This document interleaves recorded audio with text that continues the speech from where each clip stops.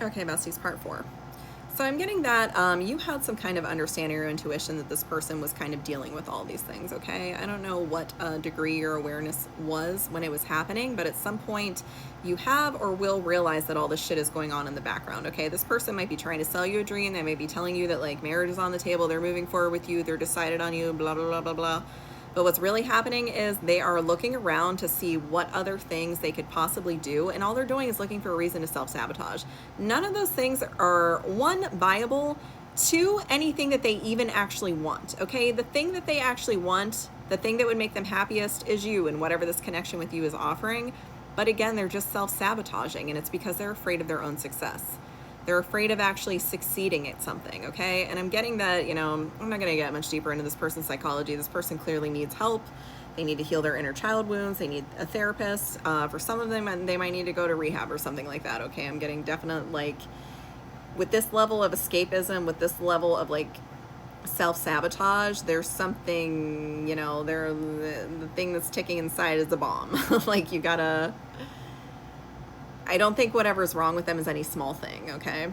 So I'm getting that at some point, whether this has already happened or it will happen, you're going to have some clarity about this, okay? Where this person is waffling, where they are trying to keep you obscured because they're trying to keep themselves obscured. You know, they want you to be in this, like, shared fantasy where everything's fine when it actually isn't, and you both know that.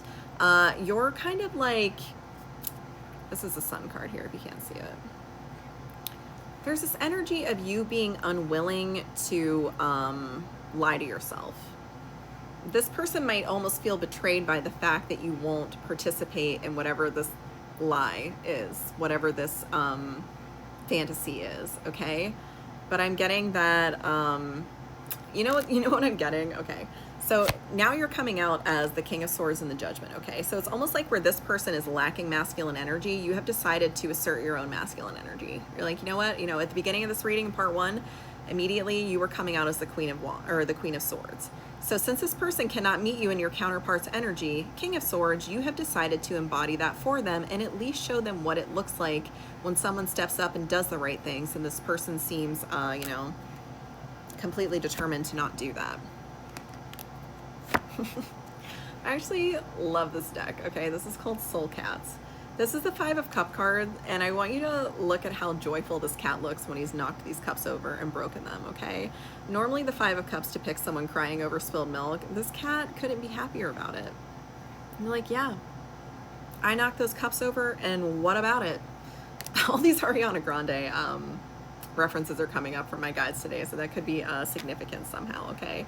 Oh my god, okay, I'm almost getting this energy of, like, this person, okay, you know the scandal with Ariana Grande, how she was like a homewrecker or whatever.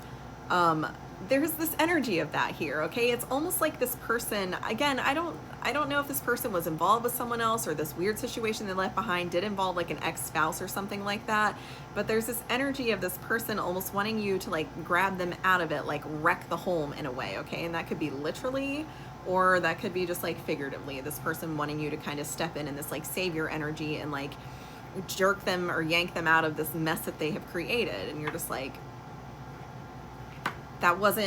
that's not what this was supposed to be. I wasn't here to be your savior. I wasn't here to be something you could lean on because you yourself are so freaking unsturdy that you can't even stand up for yourself. Again, there's a lot of like substance abuse references here. So this person really could just have like a drinking problem or something like that, okay? But there's this energy of you being very fed up with the fact that this person was trying to cast you in a role that, one, they weren't even being honest about, and two, you would have never signed up for. Like, if they would have said, hey, do you want to be my nursemaid while I make you jealous, or make my ex jealous, or use you as an escape hatch for a situation that I created and am completely partially responsible for, like, you would have said no. Whatever this person was actually selling to you, you would have said no. And when you finally called that person out on this, they felt like very betrayed by you because you dared call them out on that. You're like, this fantasy, it's a fantasy, and I'm not buying it.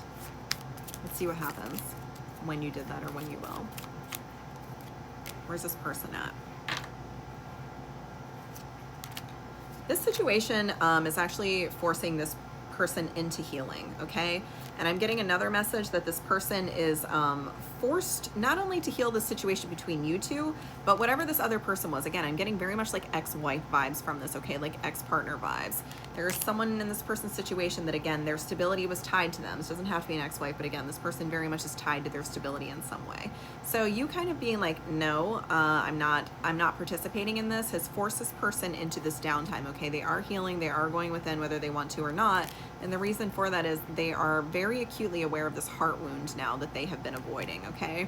I'm also getting that this person is feeling very defensive, okay? This person could have blocked you, they could have shut you out, they could have dismissed you in some way. When you set this boundary with this person, they might have reacted almost like very childishly to this boundary or something like that. It's almost like you being like, hey, I'm not okay with what you're offering, you know, why don't we put a pin in this, and when you figured out what you want, we can revisit this conversation. And this person was just like, goodbye. That's the energy I'm getting from this. And if you see, like, he's got one eye open, okay, one eye could be significant here. So this person very defensive, but even in their defensive state, Spirit is almost like, you know, like elbowing them, like they're gonna lay down and they're gonna take their medicine is what I'm hearing. So Spirit might be putting this person into some forced downtime for some reason. What else, Spirit? Bestie, don't be surprised that this person comes crawling back at some point, okay? Because they are feeling so left out in the cold that really the only choice that they have here is like, one, to go back into whatever vices they have, very, very deeply into them. Okay, I'm getting very dark vibes from this card. And it's not because there's a Sphinx cat on here. I love Sphinx cats. I used to have 2 of them. But very weird dark vibes from this card. There's almost like... again, I'm very much getting like alcoholic vibes from this for some reason. There's almost like something greater than them has, you know what it is? I'm getting egregore vibes from this. That's what it is. It's like, this might be an energy present in this person's bloodline, okay? For a long time, maybe like all the descendants of this person's bloodline have kind of struggled with whatever this thing is. It's almost like they're going deep, deep, deep down into the heart of their childhood wounds, this thing that really has a hold on them at a very deep level. It seems so much bigger than them. It's insurmountable. They can't even tell what it is because it's so big. It's such a big deal, okay? They're only dealing with like a tiny little piece of it when it's actually this huge, massive issue, okay? So this person is feeling very overwhelmed by that. Wow.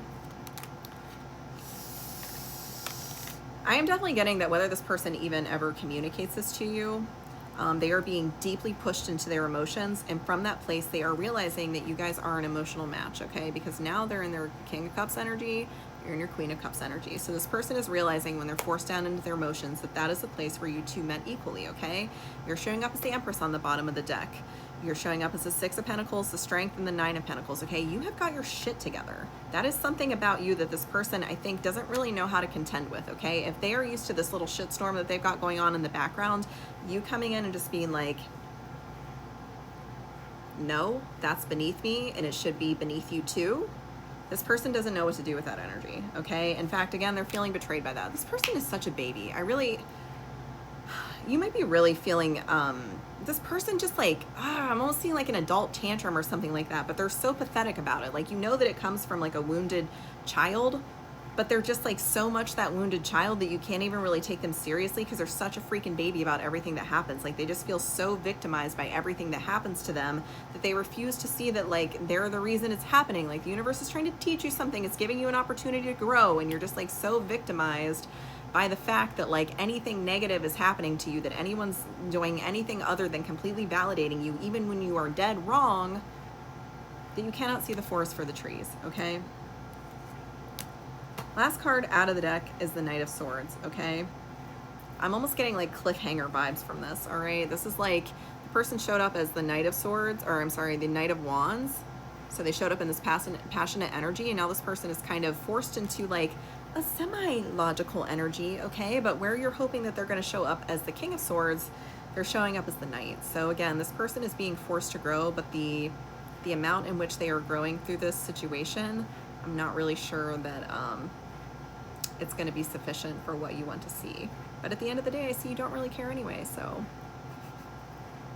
let me know if this resonates. I love you, besties. Good luck.